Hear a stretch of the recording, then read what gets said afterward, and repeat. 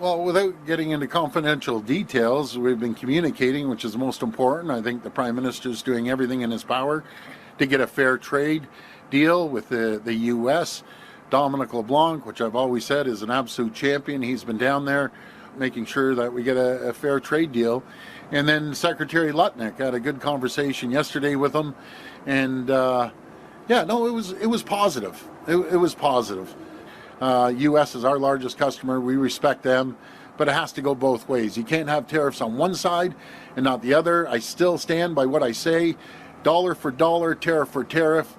They understand strength, not weakness, and we should never, ever roll over and be weak. Okay, so let me be very clear. I'm 100% supportive of the Prime Minister and the federal government. And when you sit around at a family dinner table, you discuss all sorts of ideas, and that's what we're going to do. But just in the last 3 months, we've seen the U.S. auto industry face $6.2 billion in tariff-related costs, with most of them projecting significantly higher costs for the year. We're looking at 37,000 manufacturing jobs that have disappeared in the U.S., and factory employment is the lowest it's been in 5 years, which is not a good thing. And you see what happens with President Trump. Someone gives them the wrong job numbers that are accurate job numbers, they get fired.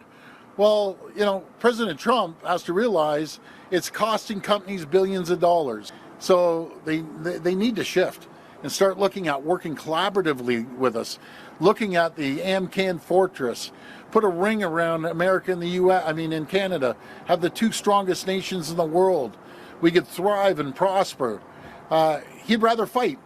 I don't want to fight. I want to fight with our closest allies and friends. And be very frank, neither do the governors, the senators, the Congress people. They don't want to fight with the closest ally.